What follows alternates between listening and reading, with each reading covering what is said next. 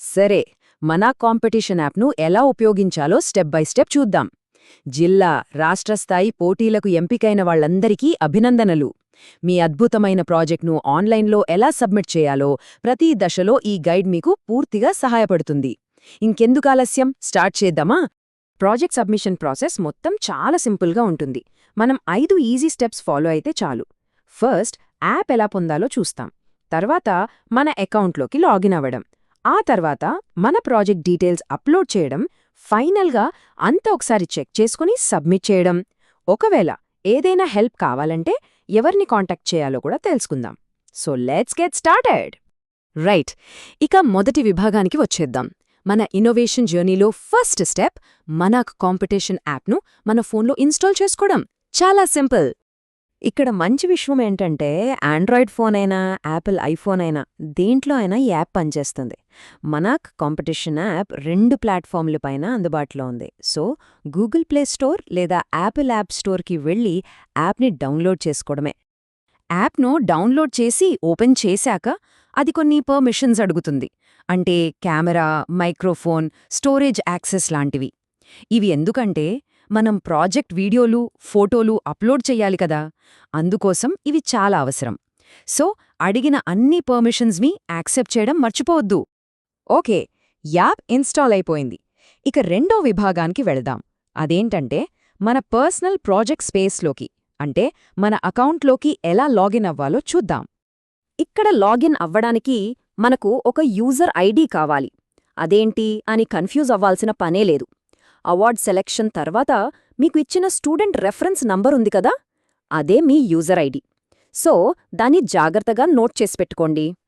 ఒకవేళ పాస్వర్డ్ మర్చిపోతే no problem, అస్సలు కంగారుపడొద్దు. అక్కడ ఫర్గాట్ పాస్వర్డ్ అని ఒక ఆప్షన్ ఉంటుంది. దాన్ని క్లిక్ చేస్తే చాలు, మీరు రిజిస్టర్ చేసుకున్న మొబైల్ నంబర్కి గానీ ఈమెయిల్కి గానీ కొత్త పాస్వర్డ్ వచ్చేస్తుంది. సింపుల్. సరే, ఇప్పుడు అసలు విషయానికి వచ్చేసాం.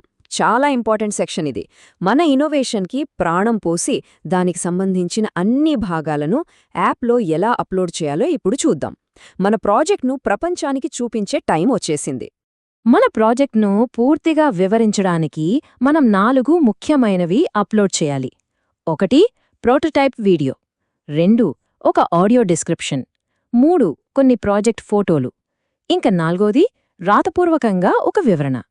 సరే, వీటి గురించి ఒక్కొక్కటిగా వివరంగా చూద్దాం. First prototype video. మన ఐడియా, మన ఆవిష్కరణ అసలు ఎలా పనిచేస్తుందో లైవ్గా చూపించే వీడియో ఇది. చాలా క్లియర్గా, సింపుల్గా ఉండేలా చూసుకోవాలి. ఇదే కదా మన ప్రాజెక్ట్కి ఫస్ట్ ఇంప్రెషన్. అయితే వీడియో అప్లోడ్ చేసేటప్పుడు 2 విషయాలు ఖచ్చితంగా గుర్తుపెట్టుకోవాలి. 1 వీడియో డ్యూరేషన్ 2 నిమిషాల కన్నా ఎక్కువ ఉండకూడదు. 2 ఫైల్ సైజ్ 30 MB దాటకూడదు. సో షార్ట్ అండ్ స్వీట్గా, ఇంపాక్ట్ఫుల్గా ఉండేలా ప్లాన్ చేసుకోండి. వీడియోలో మన ప్రాజెక్ట్ ఏమిటి అని చూపిస్తాం. మరి ఆడియోలో మనం ఎందుకు అనే ప్రశ్నకు సమాధానం చెప్తాం. అంటే మన ఐడియా వెనుక ఉన్న కథ ఏంటి, ఇది ఏ సమస్యను పరిష్కరిస్తోంది, దీనిలో ఉన్న కొత్తదనమేంటి, ఇవన్నీ మనం మాటల్లోనే స్పష్టంగా వివరించాలి. మన ఆడియో డిస్క్రిప్షన్లో ఈ 5 పాయింట్స్ కవర్ అయ్యేలా చూసుకుంటే చాలా బావుంటుంది.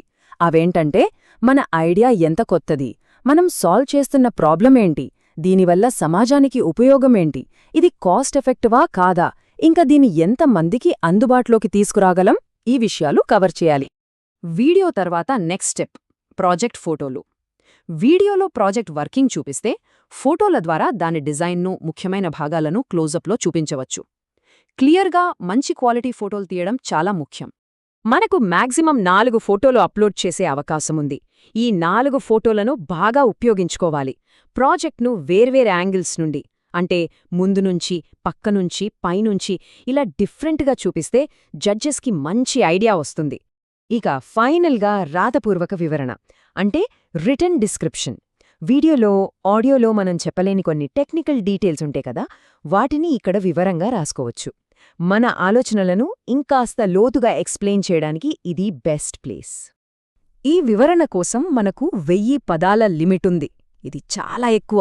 ఈ స్పేస్లో మనం ప్రాజెక్ట్ కోసం చేసిన రీసెర్చ్, మనకు ఎదురైన ఛాలెంజెస్, ఫ్యూచర్ ప్లాన్స్ ఇలాంటివన్నీ వివరంగా రాయొచ్చు.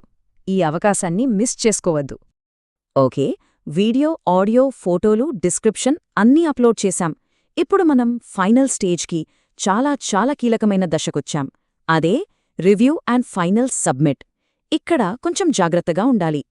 ఫైనల్ సబ్మిట్ బటన్ నొక్కే ముందు ఒక్క నిమిషం ఆగండి.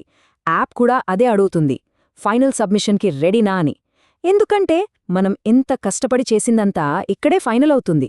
సో ప్రతీదీ కరెక్ట్గా ఉందో లేదో 1-2 చెక్ చేసుకోవడం చాలా ముఖ్యం. ఈ ఫైనల్ చెక్లిస్ట్ను ఫాలో అవ్వండి. వీడియో సరిగ్గా అప్లోడ్ అయ్యిందా, ప్లే అవుతోందా చెక్ చేసుకోండి. ఆడియో క్లియర్గా ఉందా వినండి. ఫోటోలు కరెక్ట్గా కనిపిస్తున్నాయా చూసుకోండి. ఒకవేళ ఏదైనా నచ్చకపోతే దాన్ని డిలీట్ చేసి మళ్ళీ అప్లోడ్ చేసే ఆప్షన్ కూడా ఉంటుంది. అంతా ఓకే అనుకున్నాకే ఆ చెక్ బాక్స్ను టిక్ చేయాలి. ఇది చాలా ముఖ్యమైన విషయం, బాగా గుర్తుపెట్టుకోండి. ఒక్కసారి ఫైనల్ సబ్మిట్ చేశారంటే ఆ తర్వాత ఎలాంటి మార్పులు చేయడం కుదరదు. No changes. అందుకే రివ్యూ చేసుకోవడం అంత ముఖ్యం. మన కష్టం వృధా కాకూడదు కదా. సరే, ఈ ప్రాసెస్ అంతా చేస్తున్నప్పుడు ఏవైనా డౌట్స్ వచ్చినా లేదా ఏదైనా టెక్నికల్ ప్రాబ్లం వచ్చినా అస్సలు టెన్షన్ పడక్కర్లేదు. హెల్ప్ చేయడానికి ఒక సపోర్ట్ టీం ఎప్పుడూ అందుబాటులో ఉంటుంది.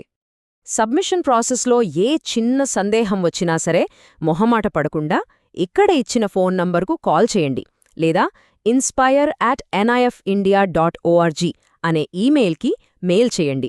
వాళ్ళు మీకు తప్పకుండా సహాయం చేస్తారు. అంతే, కంగ్రాచ్యులేషన్స్! మీ ప్రాజెక్ట్ విజయవంతంగా సబ్మిట్ అయిపోయింది. మీ ఐడియా ఇప్పుడు ఒక పెద్ద ప్లాట్ఫామ్ మీదకు చేరింది. ఒక్కసారి ఆలోచించండి, మీ ఈ ఆవిష్కరణ భవిష్యత్తులో ఈ ప్రపంచంపై ఎలాంటి ప్రభావాన్ని చూపబోతోందో. మీ అసలైన ప్రయాణం ఇప్పుడే మొదలైంది. All the very best.